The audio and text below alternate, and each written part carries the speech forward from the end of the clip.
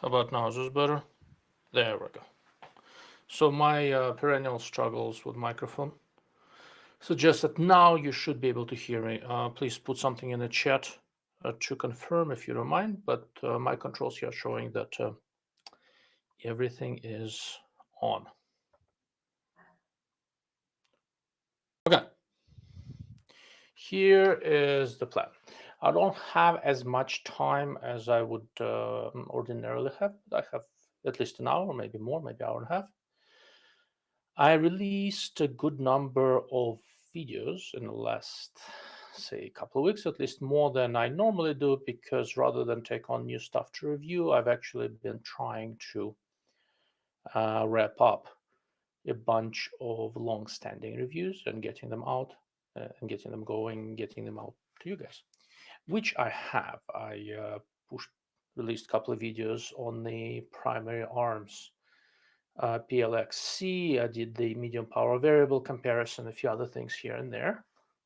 There were a few comments and questions, but normally I try to do these live streams with reasonable regularity, so that one of the reasons for them is to be able to answer whatever questions came out of the videos.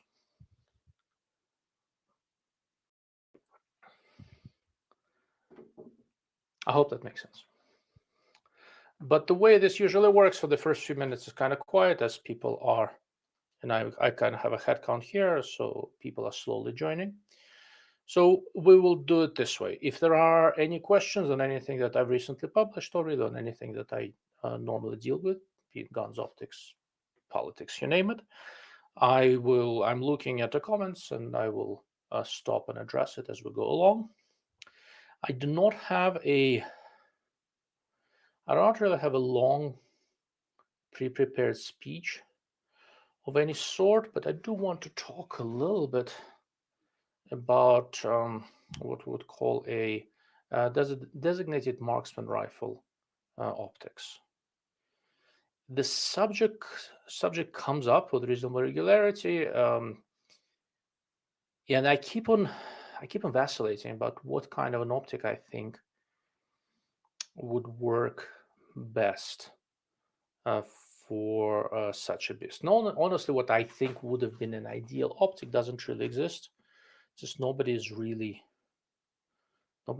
making anything like that. With this whole idea of MPVO, medium power variable optic, in principle, should be trying to define a near ideal designated marksman scope.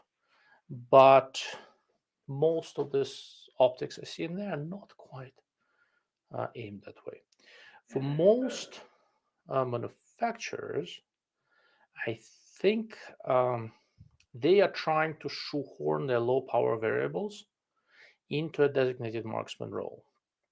I suspect they're not doing it just because they themselves chose this particular solution. I suspect there is some sort of an input coming from the military to make scopes of this type, and that's why we see things like the Night Force Attacker 1-8, the Vortex Razor Gen 3 1-10, and more recently Primary Arms PLX C 1-8. And that's I did a couple of videos on that very recently. All of these really stretch the role of a low power variable beyond what it was originally supposed to be, a very flexible general purpose optic for sort of a battle rifle. How do they do that? Well, one way is to basically increase the magnification. But one of the interesting things with low power variables, and that's a trend that I'm seeing now that is probably worth discussing, is that we're getting a little bit more magnification, but we are still staying with very compact objectives. And the reason why we have those very compact objectives is that with a large objective, it's very, very hard to have a scope go down to 1 power, right? I've been talking about that on and off for quite a long time. I would really love for somebody to bump up the objective to like 35 millimeter, make it 3-15 or 2-15 or something like that, and still keep it compact, but doesn't sound like that's happening. So what we have is low power variables. And initially, like I said, I've been quite skeptical about their usability on high magnification. Reasonably skeptical.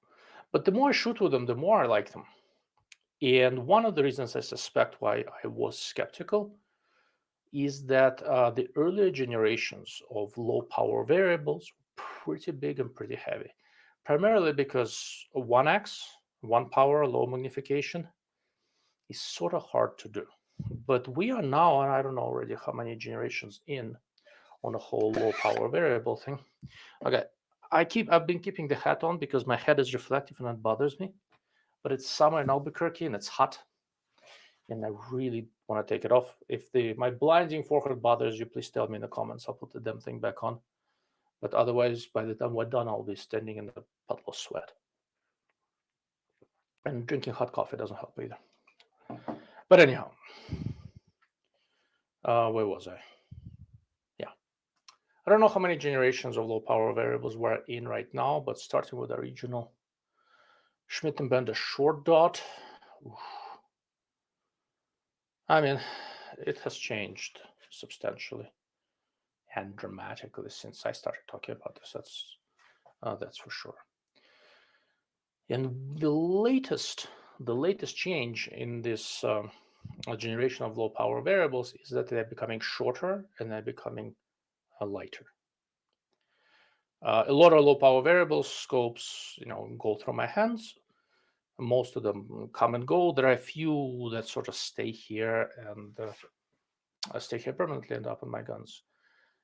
For general purpose use, I prefer front focal plane ones, and it's been discussed many times. I can go over that again if you'd like. And I sort of did a little bit of an inventory. So what do I still have here? What did not go back? Right? I still have. I have a few here. Some are fairly recent, but the stuff that's not going back is in order of increasing price. Are the SAI 6. It's a 1:6 by 24 scope. Front focal plane made in Japan for our armament. It's one of the brands of Armament Technologies. There are other brands at Tangent, Teneberry, and they are the sole distributor for LCAN. Another one is the previously mentioned Primary Arms PLX-C 1:8 by 24. I've been messing with it for a while. Finally finished my final review. I'm super impressed with that optic. And another one is the Vortex Razor Gen 3 1:10 by 24, and that's pretty much as expensive as I go. Why? Why these? And as I'm looking at them, I realize that one of the reasons that I like these is that they are short comparatively light. The shortest and the lightest is the Primary Arms PLX-C, which is quite remarkable how tiny this bloody thing is. And but they're all really not very big. Excuse me. Okay, they're all really not particularly big. Oh, there we go. Mr. JB goes. I just bought a Vortex Gen 3 1:10. Okay, let me show this comment. It's a relevant question. So I just bought a Vortex Gen 3 1:10. Honestly, the only firearms I have to put it on are AR-15 16 to 18 inches and 16.5-inch Remington 700 308. So to me, it's a gas gun scope. Mine has been sitting on my 556 AR-15, but it's what I would call a DMR-ish AR-15. It's quite accurate. I've shot it out to about 900 yards.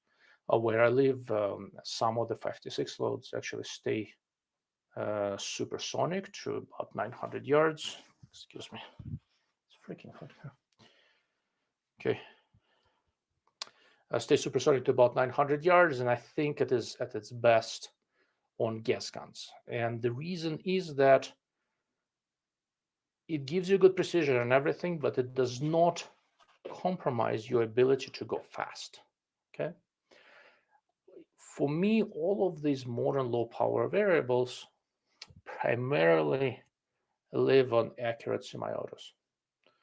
It so happens I have a few of them set up for different things and in different calibers. The AR-15 that used to have the Razor Gen 3 on now has the primary arms 1 to 8 because basically it's a bit shorter and lighter. And the Razor Gen 3 is probably going to go on a 6.5 Grandel. At least that's my current plan. My plans tend to change, so we'll see how that goes. But it's basically accurate semi-auto is where these really shine. Because the big thing behind low power variables is that the modern ones, they're still giving you this excellent 1x performance.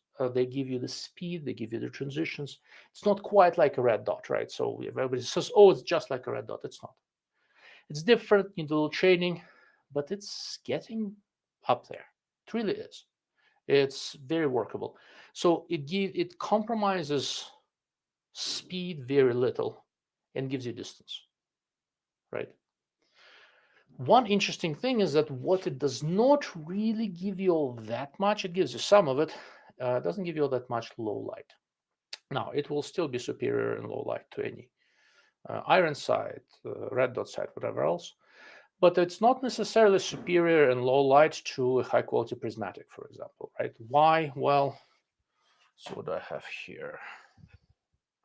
So here's, okay, it's one of the low power variables I'm testing. This one for me is more for hunting scopes. This is a tracked 1 to 8, 24 millimeter objective. And here is, okay, there we go. Maprolite X4, which is basically a rip-off of a 4-power ACOG. 32 millimeter objective, 24 millimeter objective. If you put them on 4 power, the prismatic with a large objective is going to be better in low light. But what I've been arriving to lately is, well, how much does it really matter? So modern low power variables are actually not bad on low light at all, right? They're not as good as dedicated low light scopes, but they're not bad. Now, they are not great if you go all the way up to highest magnification because the exit pupil is pretty small, and then low light they do start getting dark. During the day, they work fine. You dial it back down to, depending on your eyes, down to somewhere between 3 and 5 power, and it'll beat the hell out of the naked eye, right? It won't beat a good quality prismatic with much larger objective, right? But it will be still very serviceable. What is making me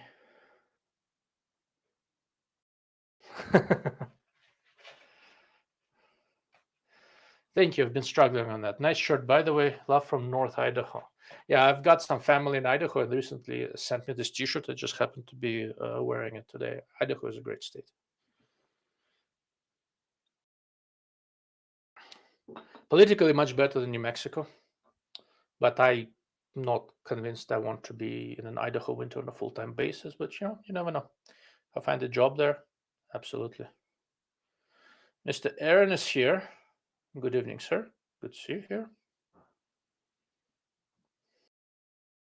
All right. Where was I? Yeah. So this is what's really been pushing me more and more toward modern low power variables.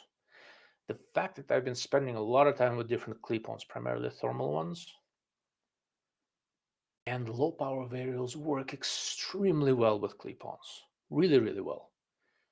And given the proliferation of all the different electro-optical devices, clip-ons and stuff like that, one of the biggest weaknesses of low power variable optics, low light, has really been to a significant degree alleviated.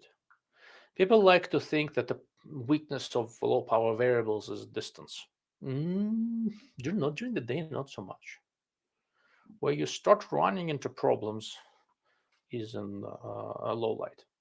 And what happens is that you can say, okay, so what's a good example? So one of the experiments I've been running lately, and I'm going to pull up a picture from earlier today, of all things. Yeah, I'm going to show you a different kind of a DMR setup. Let's see. There we go. Share screen. Okay.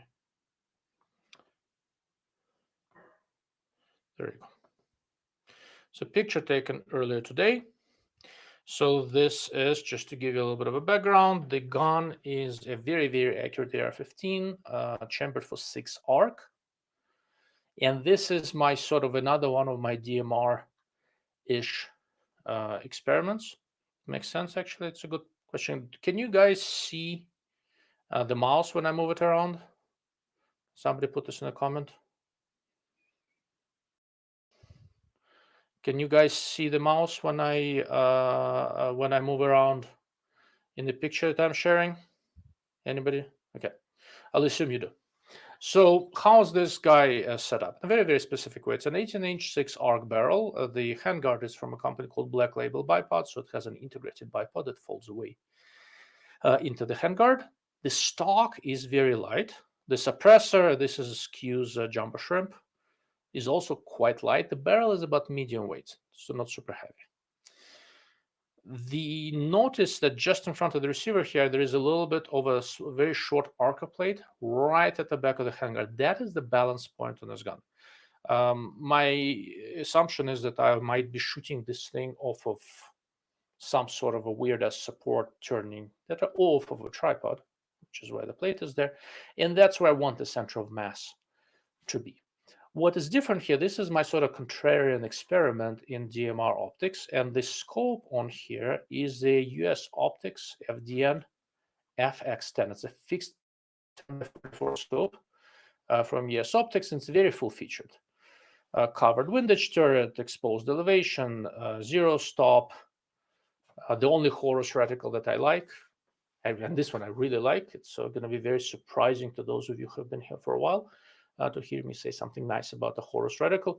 I really like this one. It's a H425, which is kind of an abbreviated tree. I'll do a separate video on that. But anyhow, side focus illumination. It's a fully featured 10 power scope.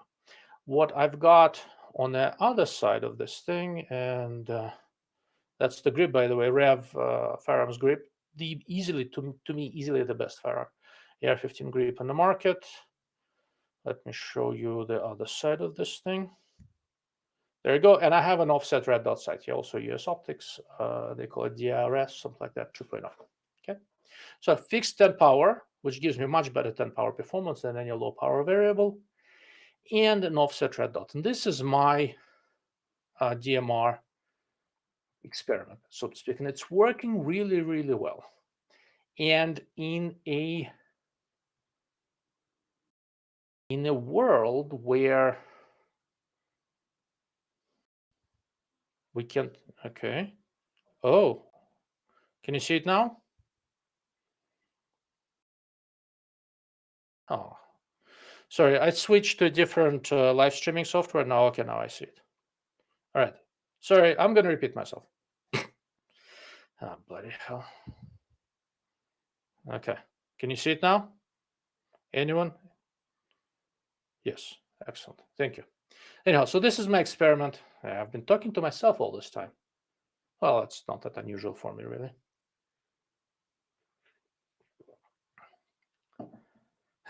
Bloody hell. Oh, Mr. Alex Richardson here. I was just thinking of you, sir. Anyhow, where was I? Yeah, this is one of my DMR experiments. So this is, as if you've been listening to me talk and looking at the blank screen, this is a 6-arc. So my brother is here, and his sense of humor, not too dissimilar from mine, sadly. But anyhow, it's a great gun. It's accurate. It gets me where I live out to, what, 1,300 yards, supersonic. And the fixed power, 10 power scope gives me better 10 power performance than any low power variable ever made, and I've looked at them all. Better than March, better than Schmidt, etc. You can optimize the fixed power scope in a different way, and it has a much larger objective. It's much easier to use on 10 power, especially as the light gets low. Here's the kink. There is no commercially available clip-on, thermal clip-on I can put in front of this thing, which doesn't exist, right? There are some higher end clip-ons made for the military that can kind of work with a 10 power scope behind them, but not well. You will not be utilizing the entirety of the field of view. The clip-on, you'll be basically, the scope, day scope will only show you a little sliver from the middle of the thermal image, and it's going to be okay to aim, but it's not ideal, right? When you have a high magnification day optic behind the thermal clip-on, right, you're basically magnifying the center of the readout screen, but you're not really getting more resolution. Everything looks bigger, but there is not any more detail. Okay. Okay.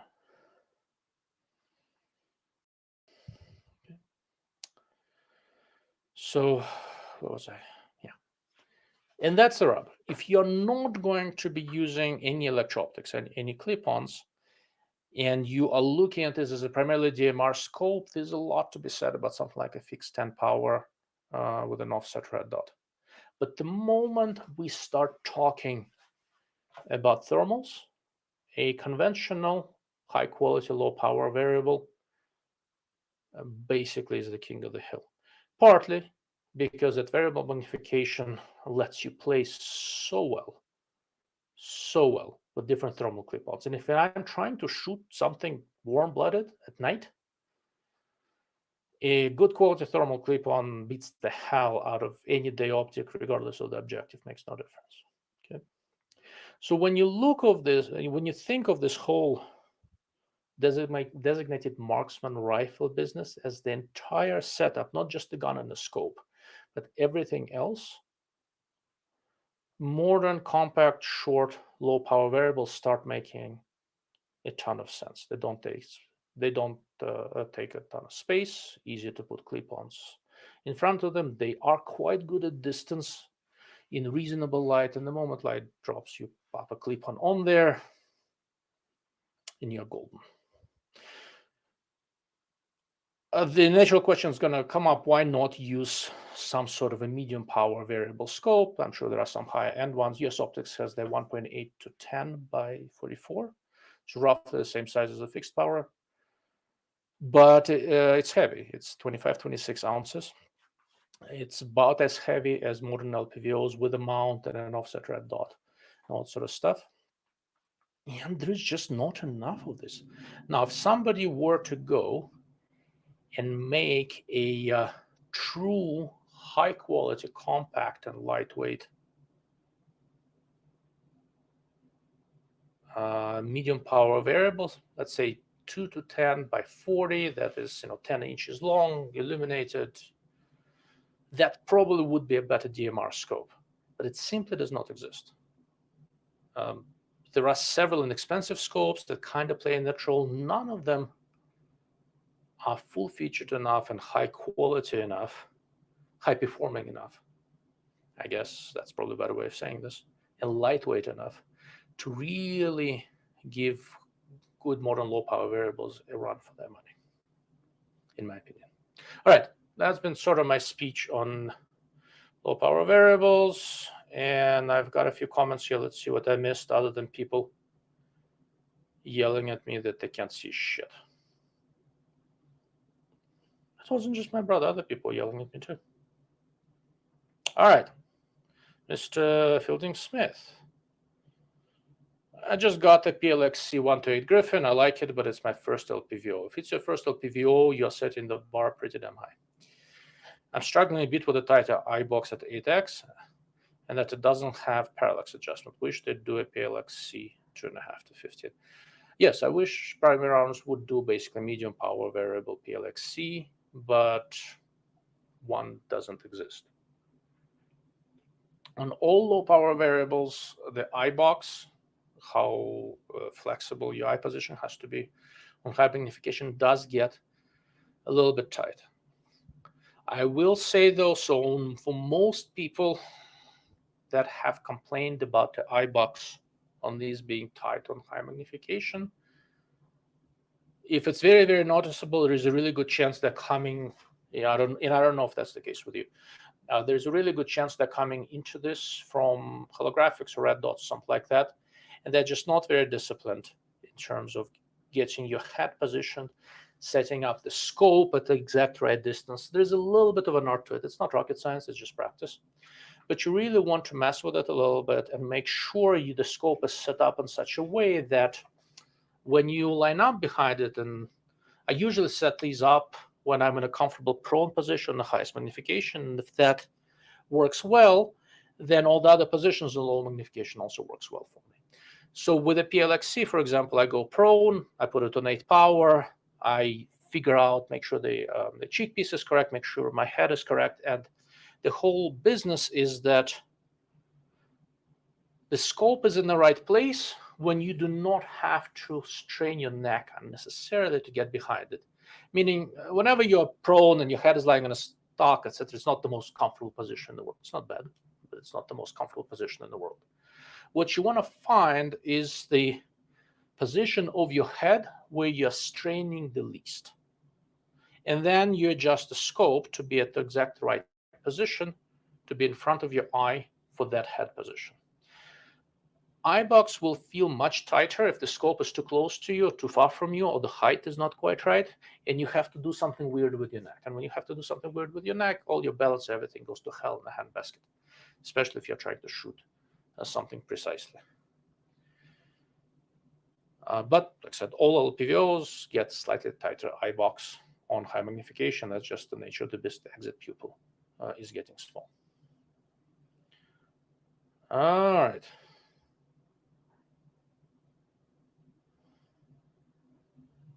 All right, Mr. Link is suggesting that Athlon has a 2.5 to 15. There are a few 2.5 to 15, 3 to 15, and other scopes of this type, and some are quite nice. But they are all comparatively large. Most of them have objective lenses in the 50 millimeter range. There are a few in the 44 millimeter range. And one of the things that happens when you put a fairly large objective lens on a scope, it aids in a lot of things. But what it makes difficult is making the scope short and light, right? And if you start making it shorter, you will likely, in most cases, not always, start also making it heavier, because to make it shorter, you'll start picking up various optical aberrations. You need to add more lens elements to correct it, which is oftentimes very short scopes tend to pick up some weight. What I'm not seeing from many manufacturers is something like 2.5 to 15, 3 to 15, something like that. Something with a low power between 2 and 3 that goes up to somewhere between 10 and 15 and retains a smallish objective lens in the 32 to 35 millimeter range. Now, Vortex has a 2 to 10 by 32 PST Gen 2. But the sucker is also heavy. It's within an ounce, ounce and a half of 3 to 15 by 44, although it's shorter. We are now dealing with these high-quality, low-power variables that are in the 17 to 20 ounce range, approximately. The PLXC is 17 ounces. The Psi 6 is 18 ounces. Race Gen 3, I think, is 20.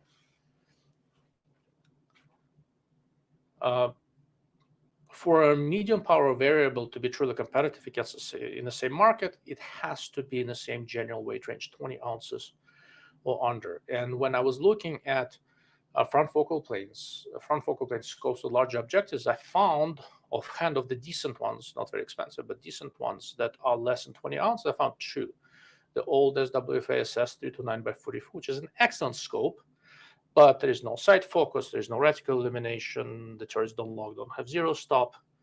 It's a kind of a legacy design. It works great, but it's not full featured by modern definitions. And there is a US Optics TS12, which is a 3 to 12 by 44, short, 18 ounces and all that, but side focus, but no illumination, no zero stop, 6 mm pertain turrets. All that would not stop me. It needs a couple more features to really play in this market. Okay. Let's see, what else? Where were we?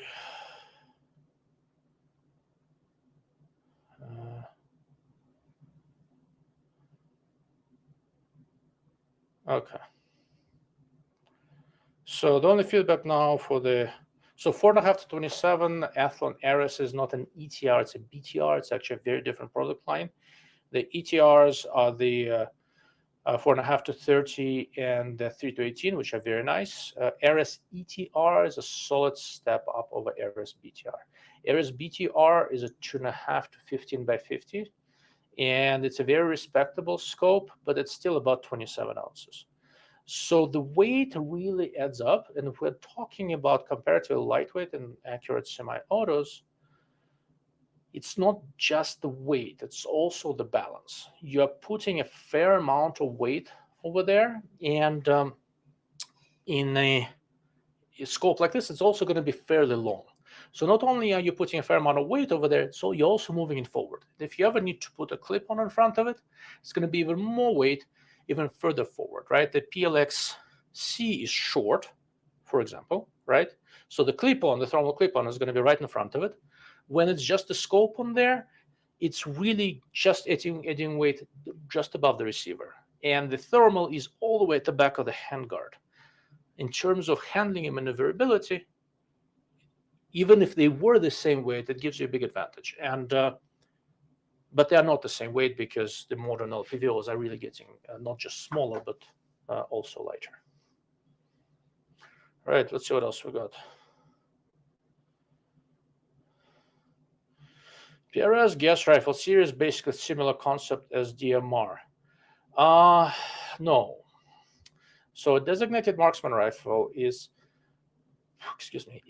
supposed to be everything from arm's reach to 8,000-9,000 yards, depending on what cartridge you're dealing with. The PRS gas rifle series is not up close to precision. It's basically precision shooting with a rifle, right? And my 6 ARC that I was just showing you, in many ways, is more of a gas rifle series kind of thing, right? I put an offset red dot on it to think of it as a DMR, and I'm playing with that concept just to see how I like it. But the more I play with it, the more I like it, and the more I realize that if I was thinking of a fighting gun, a designated marksman rifle, I'd be doing a variable, and I'd probably be doing a low power variable. Let's see. Oh, there we go. With the advent of the offset red dot sight, do you think this may push manufacturers to focus on mid-range optics to be more compact? I sure hope so. Because a lot of people, a good number of people, most prominent is probably Jeff Gurwitch. A while back, I had this nice debate discussion with him on Everyday Marksman's channel, where the way he was using them, and you know, I just talk about the shit. I'm a world-class optics nerd. Jeff spent a lot of time in Afghanistan, so he speaks from a fighting experience. For me, fighting is more of a theory, so I comment it a little bit differently. I do shoot a lot. I'm in no danger of being an expert like Jeff is, at least on the fighting end of it. So the way Jeff was using his low power variable, he had, I think, a VCOG. He basically set it on 6 power, and his primary sight up close and personal was the red dot. He, trained himself to tilt. Well, he's left-handed, so different sight for him. And the low power variable he primarily used on high magnification. But he still really liked the idea of having this low power variable, because if in a red dot the battery dies, it gets bumped, whatever else, you turn the power down, and you still have reasonable 1x performance, and you have redundancy.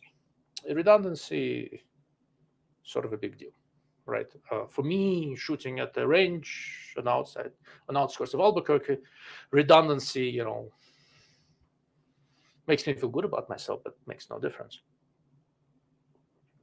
If you're in Pakistan and somebody's shooting at you, you kind of think of redundancy, and that's sort of a big deal. So I've been messing with this a little bit, and I gotta say though, if I had a variable scope that went down to 1.5 or 2, it might be redundancy now, because with a bright illuminated reticle, I can go fairly fast with both eyes open, kind of like you can do with an ACOG with the naming concept. on low power as long as I've got a bright aiming point. It works pretty well. If I could give up 1 power on the low end and gain, instead of having 24mm objective, have a 35mm objective without sacrificing size and weight, for a DMR type application, I would take it, but such a beast does not exist. However, I reiterate, for most modern commercially available thermals, you want your base magnification to be below 3. 2 is good, 2.5 is okay, but that's roughly where you're going to have the matching field of views with most commercial thermals. Okay, there are some exceptions, but that's pretty much where you want to play. Okay, Mr. Boom County Hydrographics is here. Good evening, sir. All right, Mr. Henry. I'm about to have a new 25 Creedmoor. I'm leaning towards Zeiss LRP, but I think they are releasing something new this month. Any input? Well, I'm not privy to anything that anybody has been releasing. I tested the LRP 3.6 to 18 by 50, and I liked it optically and mechanically. I thought it was a very nice scope. I didn't like how huge that center turret box was and how huge the turrets were and all that for competition. It doesn't matter, but if you're going to be walking around with this thing, I have a suspicion it will catch on a lot of stuff. But I like the turrets. I like the optical performance. I thought it was, honestly, I thought it was a nice scope, and for what they're charging for it, it's not bad. Not bad at all. As is always the case with all these high-end scopes, you'll be paying a lot of money, so go look at the reticles really, really carefully and make sure they work for you. I like the Zeiss reticles, but this is a fairly crowded field, and there is a lot of competition, right? So depending on what your budget is, make sure you don't overlook other options. Nothing wrong with Zeiss. It's a very nice scope, but every time you look through the scope, you see a reticle. And there is a good number of broadly comparable options out there. So go look at the reticles, make sure you're happy with what Zeiss is offering. And if not, see if there is something out there you like more.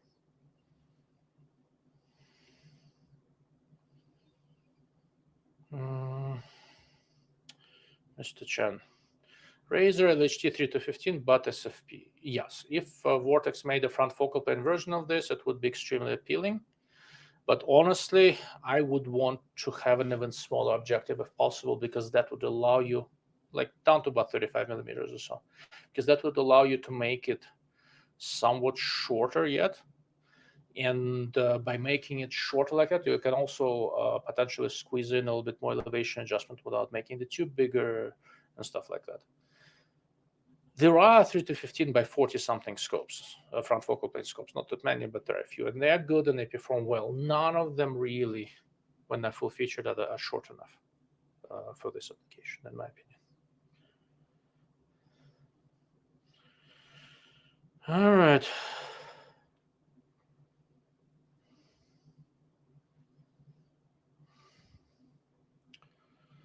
So some modernized SWFA offerings would be really appealing. Yes, they would.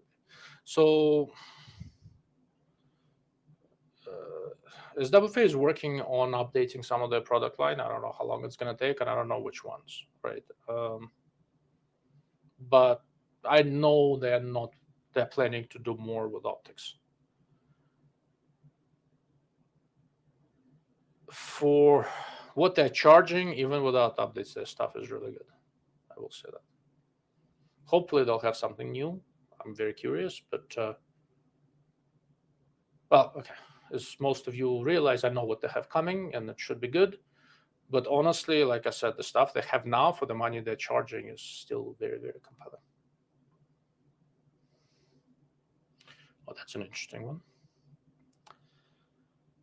Mr. Dinaka 2001.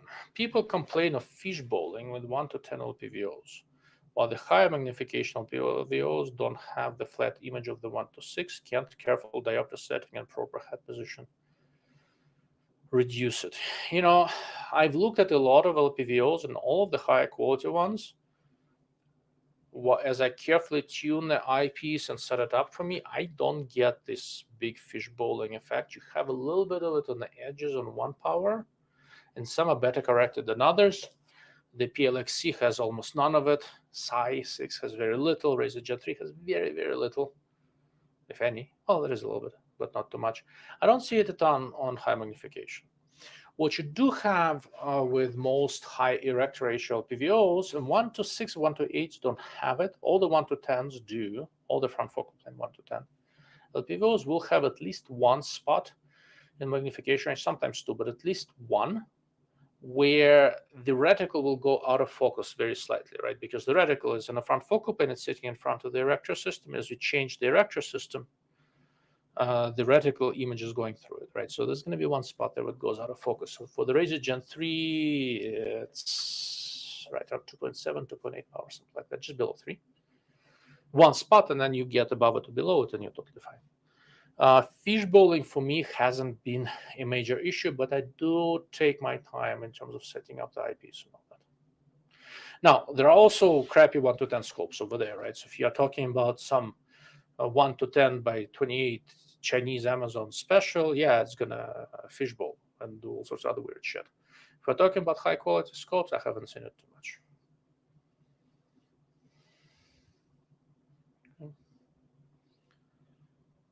All right.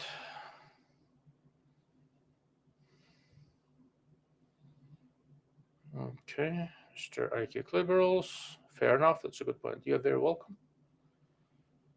That's the world we live in, right?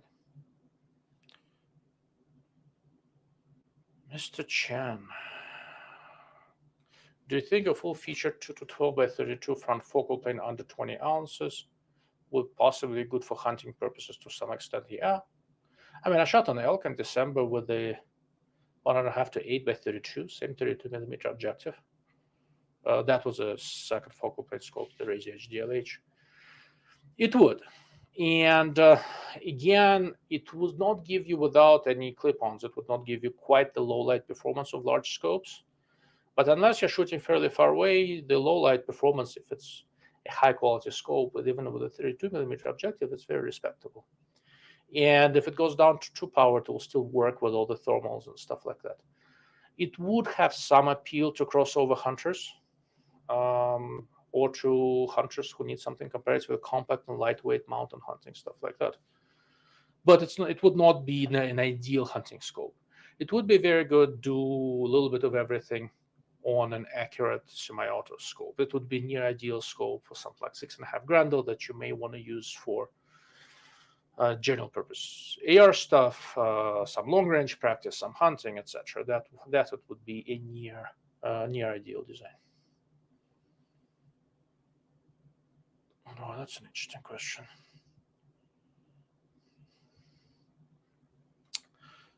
If you could have your dream DMR scope designed, what company would you want to do it? There are so many options. The truth is that there are so many good companies out there, and quite a few are capable of it. It's not really a matter. It's not a technical problem in terms of designing it. It's more about convincing the companies that it would sell, right? If I were I'd rather as well, my primary target would probably be people like Vortex or Primary Arms or Element, and these are all good people that I have a good relationship with. But one of my favorite variable scopes of recent couple of years is a Vortex Razor HDLHT 4.5 to 22 by 50, and you guys all know how much I enjoy that scope. If I could convince Vortex just to go put that thing under a shrink gun or something, and shrink that down, basically just instead of 4.5 to 22, make it a, 3 to 15 by 32 or 35, something like that, I'd be happy. Right, something like that would be good. Is anybody going to make it eventually? Probably. It's a very, very saturated market. So different manufacturers are looking for different niche offerings where they can play and they can offer something other companies don't. So honestly, it's just a matter of or I guess probably me. I don't think anybody else is talking about this. It's just a matter of me finally wearing somebody down to the point where they make a scope like this just to get rid of me. There are a couple of scopes that exist just so that I would stop talking, I think. So maybe I'll be able to get this sucker through eventually.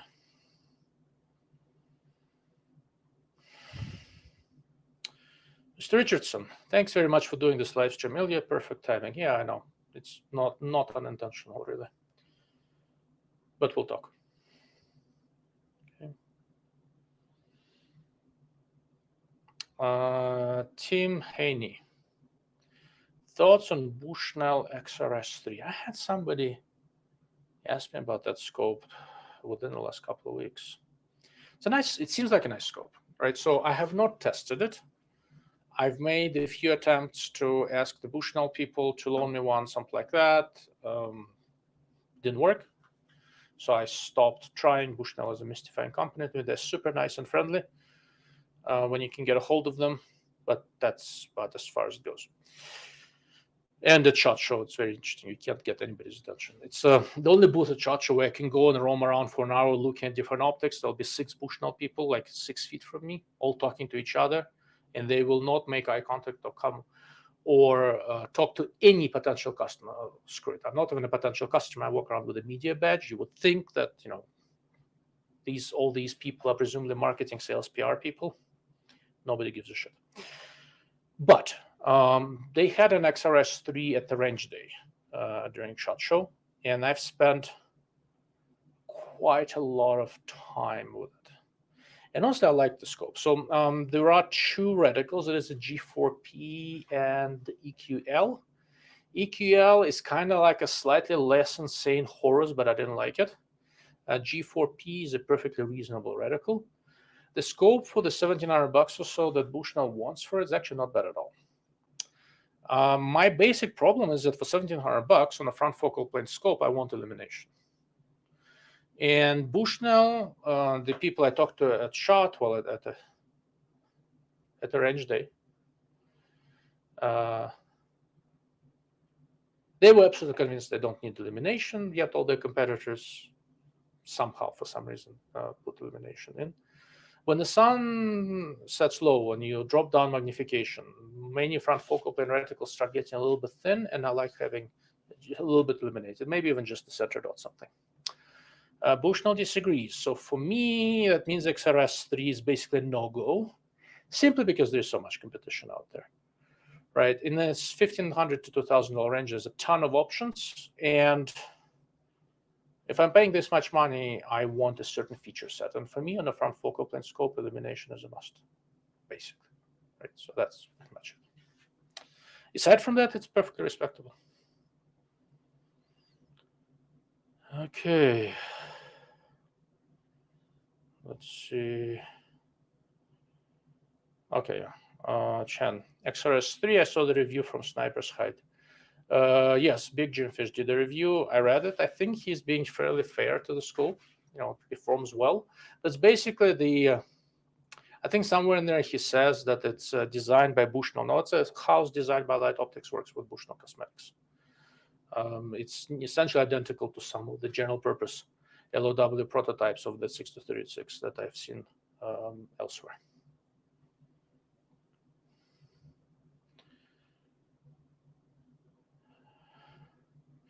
Is Citron worth considering for a DMR type scope? So Citron is a house brand of one of the largest Japanese OEMs, and they just bought another one a year or 2 ago called Kenko. And they make a lot of stuff, and they're capable of making absolutely exceptional stuff. On the higher end, they can make stuff that's as nice as Light Optics works and all that. And I like the guys at Kenko. I like the guys at Citron.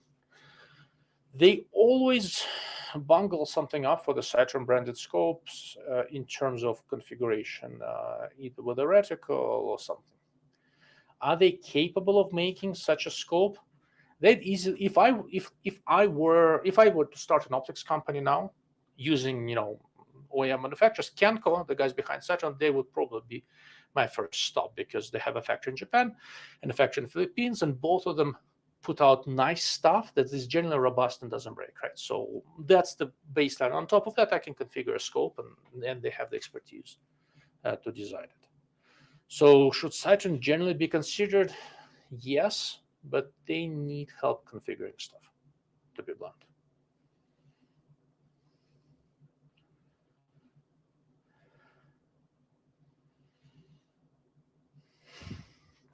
Expected DR 2 to 10 with a 5 MOA dot. Well, 2 to 10 wouldn't work. Spectra have 4x ratio between settings, 1 and 4 and 1.5 and 6. That would not be a bad option, but Elcan Nordic has a Spectra TR, which is 1x, 3x, and 9x. It's actually quite nice. I have a review on that from a while back. The basic problem is that 2 magnifications is not enough. 3 may be enough. I've seriously considered Spectra TR, but one of my basic problems with Elcan, as much as I like it, and one of my favorite prismatic scope overall is probably the Elcan 4X that I have. My basic problem with Elcan is because they are aiming at the military, none of their scopes have an adjustable eyepiece. If the Spectra TR, the tri-power, had an adjustable eyepiece, I would still have it. I'm getting older. As I get older, I will need adjustable eyepieces to accommodate for my aging eyes, and there's no way around it, unfortunately. Getting old sucks. Okay. Mr. Koshkin, so sorry about your hurt feelings. You only have one and you managed to hurt it.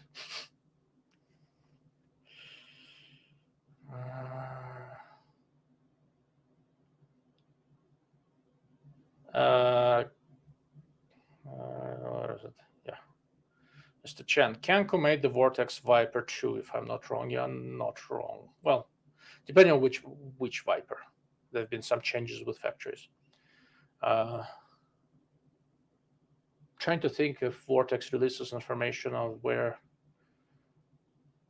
I don't think they release specific information on where different scopes are made. Let's just say this: some Vortex scopes, some nice ones that I really like, are made by Kenko, and some are made by Light Optics Works. And Vortex is so large; they work with many different OEMs.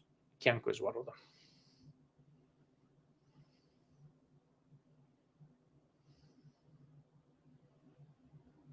Okay. Steve Mott came over and said Modster. Okay. Some part of American humor, I guess, that I don't understand. I don't know. Mr. Mott does have a question.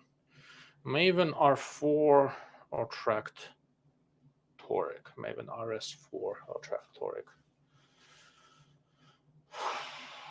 Both pretty good, actually. On balance, probably toric. I like the reticles a little more. Both are pretty respectable scopes. I think toric does a little bit of a better job in terms of reticle usefulness, but that is really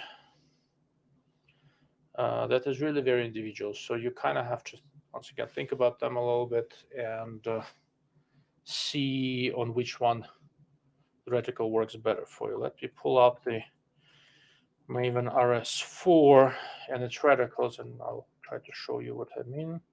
There you go. There's the RS4. So, at the core of it, it's the same design as all the other 5 to 30, 4.5 to 30 scopes. Okay, there we go. There's the reticle business. Let's see if I'm able to properly share this thing. Are you able to see it? Okay. No, hold on. I'm trying to figure it out. Share screen. Gives me weird warnings and stuff like that. Got it. All right. And okay. There we go. So this is, I'll just go through the reticles on our RS4. So this is the MOA reticle. I don't understand how it makes sense. There are no holdover points anywhere, right? Okay, so there is a primary aiming point, and I hope you can see my mouse. And then there are these two lines here somewhere. I don't know what they're supposed to do. This is the more true reticle. It's marginally better, but not by much. Weird hashes of all sorts of different dimensions.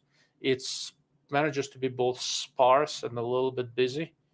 And it's a very, very sparse tree, so I don't know. You'll still end up aiming with empty space most of the time. CFR Mill, this is one of the better ones from them, I think. This is a comparatively modern, sparse tree reticle.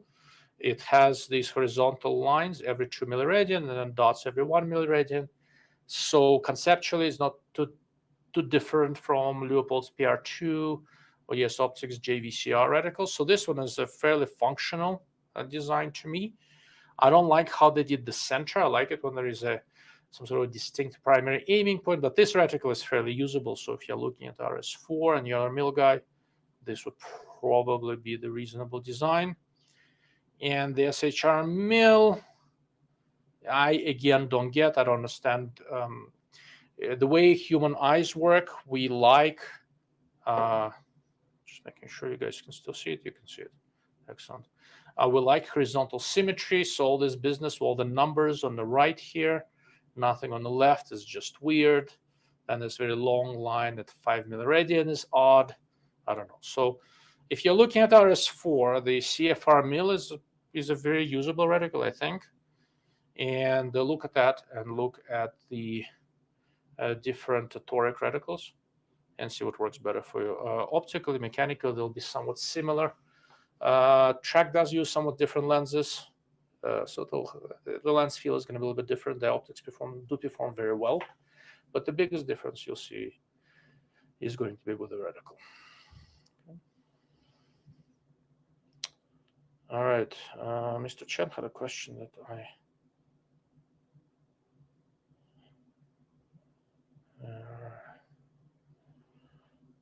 Okay.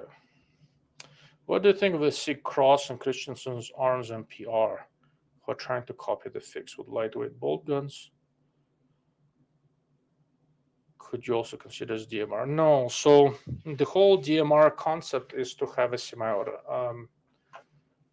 All these lightweight bolt guns really are aimed at more of a hunting thing, and for a good reason, like the fix that I use. For up close and personal, you occasionally need a comparatively rapid rate of fire. It's very hard to do well under pressure with a bolt gun. So DMR, designated marksman rifles, are the province of semi-automatics.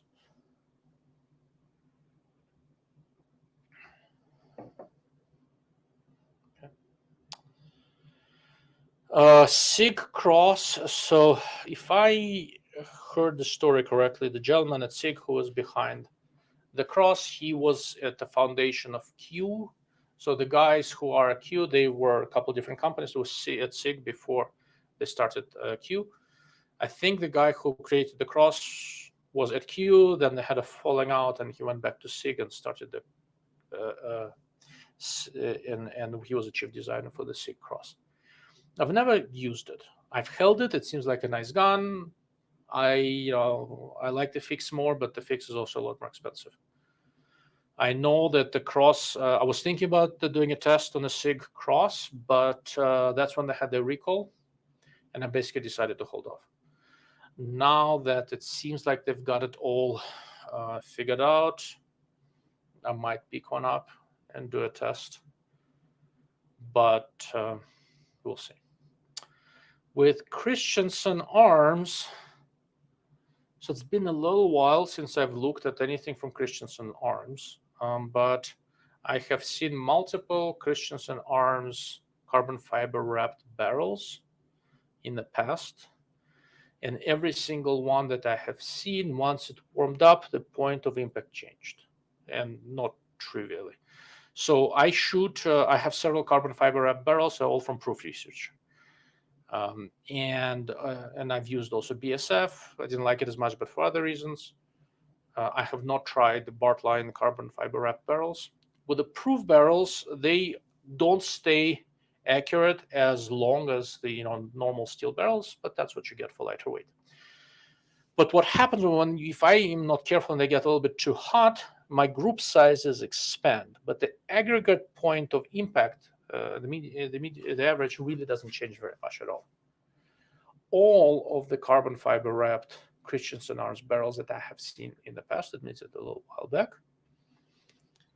the groups open up, and they really wandered sideways. So for me, that basically means a no-go. Right now, have they resolved that problem since? It's entirely possible. It's somewhere on my list to go and revisit Christensen arms, but I don't know. Maybe I will. I'll need to find who the media contact is and see if they'll lend me a rifle to play with. But given that I've already had some not so great experience with their guns, I probably shouldn't rely on the PR firms and actually procure one separately, because it's not really uncommon for gun writers to get cherry-picked stuff. And some people I've known long enough that I know that I'm going to try to pull one on me, and if they do, there'll be hell to pay. I don't know anybody at Christensen Arms, so I don't know if I want to mess with it. And if I need to buy one, it's a lot of money. So I have to space those things out.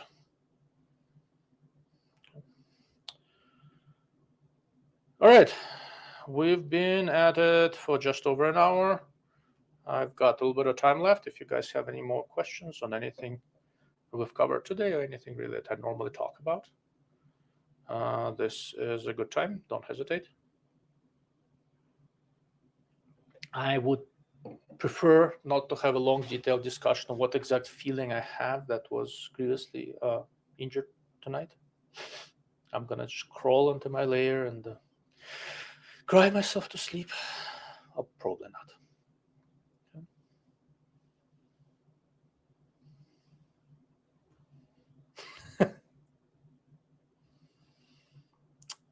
Steak for dinner? No, a fish.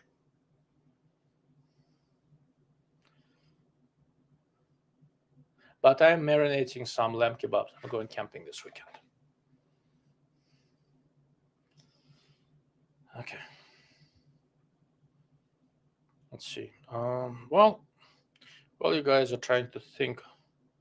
Oh, there we go. Mr. Steve Mott. What do you think of the Bergara HMR? Generally, I hear good things. Bergara makes fairly nice stuff. On some of the custom stuff, occasionally the build quality can be spotty. I've seen a few that just didn't shoot, but most of them do shoot, and they do shoot well. And they, unless you get particularly unlucky, they're generally well-built guns. And most people I know of who use them are quite happy with them.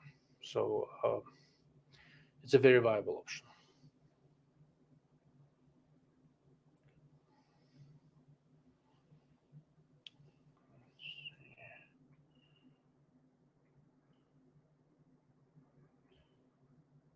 So one of the things I wrote a little bit earlier as an answer to a particular question was a question on scoping rimfires. Okay.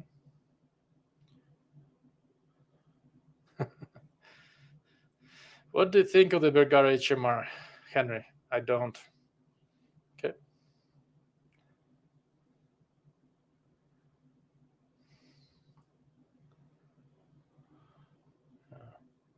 That's actually an interesting point.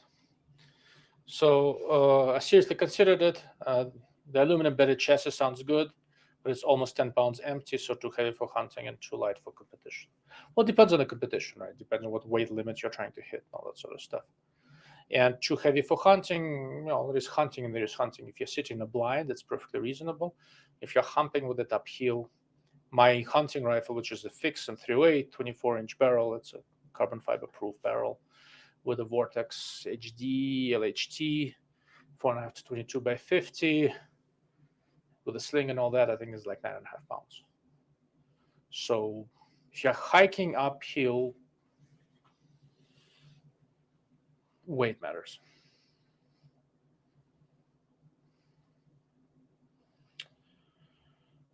Mr. Henry, I don't want to spend $1,500 on a factory rifle when I can go custom for $2,500. It's not an unreasonable point, but that's kind of individual, right? So, what the difference between $1,500 and $2,500 is? It's $1,000. It's a lot of ammo, or a training class, or $1,000 is $1,000. It's not a trivial amount of money. And it really depends on what you're trying to get. Honestly, I shoot a fairly high-end but production rifle, right?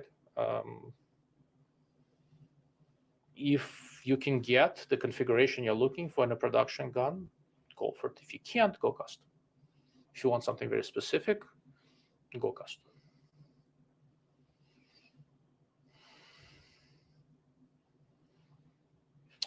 Mr. Chen, I was thinking more of a Savage Ultralight for about $1K. Came with a proof carbon fiber barrel and get the action stock for free, basically. Yeah, it's not a bad option, honestly. That would work.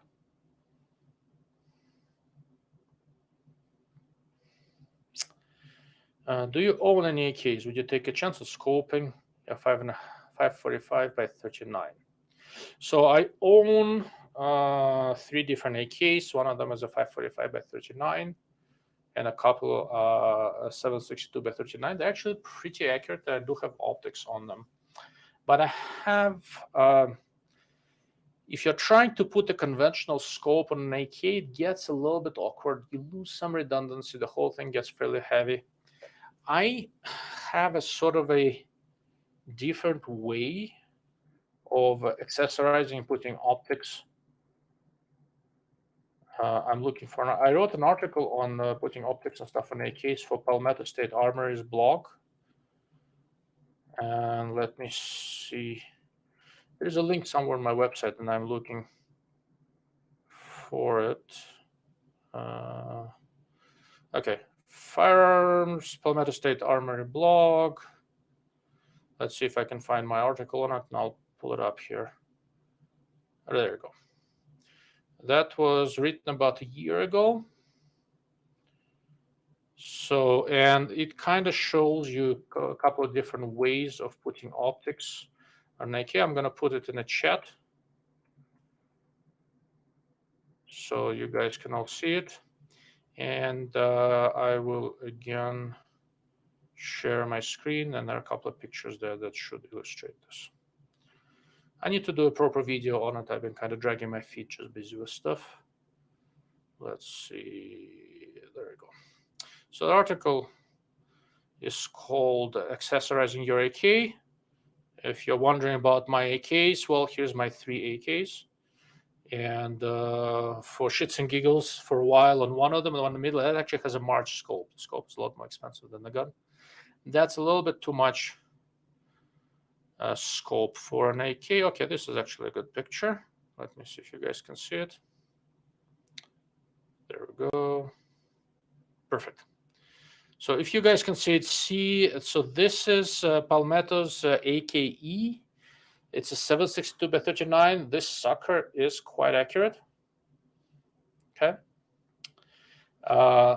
And the way I do this, I put up a red dot using something like the Texas Weapon Systems mount. So it's permanently on there, and I can see the iron sight through it. And what is sitting on a side mount is a magnifier. In this case, a 6-power magnifier. When I want it to be light and I want to move it quickly, the magnifier comes off, but I still have a red dot remaining on the rifle. And that does work very nicely for me. For the 5-45 by 39, that's actually the rifle in the middle here. That's an AK-74. And I was screwing around with the, I think this is a Vortex Spitfire Gen 2 5-power prismatic. But the basic problem is that the moment you start mounting normal optics, they're sitting comparatively high.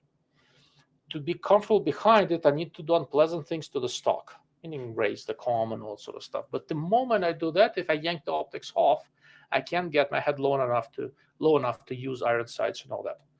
So my solution for what to me seems to be more or less ideal AK setup is basically to have a permanently mounted red dot that I can co-witness irons through. That gives me my redundancy, and a removable on the side mount magnifier. That is the solution I prefer. Yeah, this is the, so this is the, which one is this? Yeah, this is not something else. That's, no, that is the 544 by 39. This is AK-74, and that's the Vortex 5X Spitfire. So then I changed the stock, and I got the comm a little bit higher and all that. But then you don't have your backup iron sets. Okay, if you put AR optics on this, it becomes really high. That just doesn't work. So AKs, just because the way the furniture is configured, gets a little bit tricky. This is my preferred configuration. This is the AKE. And basically, so I have, this is an 8.6 power magnifier. With a magnifier, I have 6 power view. And if I want to go fast, it's sitting on a quick detachable side mount on an AK. I just yank that off and I have my red dot sight. The red dot sight is a Holosun with the ACSS reticle. Okay. I hope that's making some sort of sense. If not, remind me, I'll do a video on that and show you what I mean in more detail.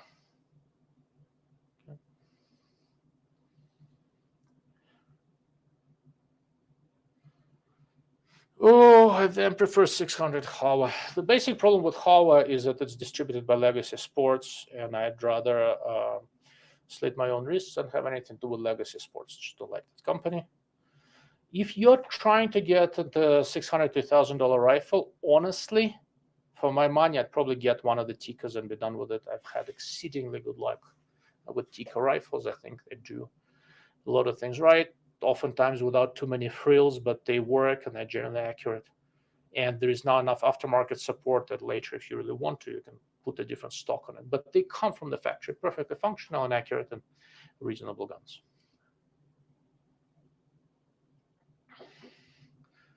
Okay.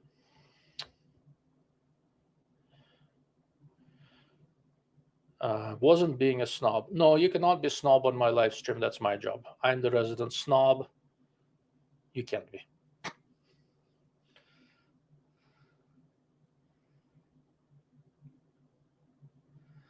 All right.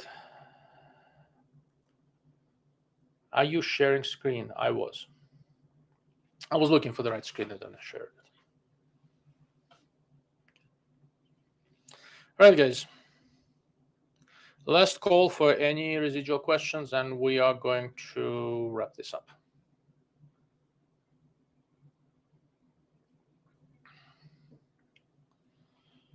I guess not. Let's see. There was something I started talking about it. Oh, yeah. So one of the scopes I started looking at, and I basically put it on my accurate 1022, and I'm going to share my screen again just to show you what this thing looks like. It's an Element Titan 3-18 by 50. I'll spend a moment on that, and then we'll wrap up. I had a couple of questions lately on what I would put on a rimfire that when you use as a trainer. If you want to take a rimfire and shoot it far away, and I don't know yet if this gun is accurate enough for it, it might be. You need a lot of elevation adjustment. And what got me curious with the Element Titan is that it has 43 milliradian of adjustment. So I've got it zeroed on this 1022, and from my 0 point, I have 21 milliradian of up available, and it actually tracks, so which is quite remarkable. So started messing with this. I like the scope so far quite a bit. It does lose some image quality as you get close to the edge of adjustment. They all do. On this one, it is quite tolerable. So it's a little bit early, but this may be the ultimate general purpose rimfire optic for me, pending more testing. But you know, so far everything tracks. Image quality is good. The reticle is very nice. Elevation has a very simple zero stop. Sight focus goes down to I think 10 yards. The reticle is illuminated. Windage is exposed. It's not locking. I probably would have preferred a locking one, but this works well enough. So Really nice scope overall. This is sort of a very early, the very early look at it. We'll see how it goes. Okay. Mr. Henry. I agree on Tika, actually. I have one at 3006. I have an old Tika in 280 Remington. I paid $500 for it. It was so stupid accurate. I actually bought the Fancy Macmillan stock for it eventually, but in a normal Tupperware stock, it's a Tika 695 before the T3s and all that. That thing's a hammer.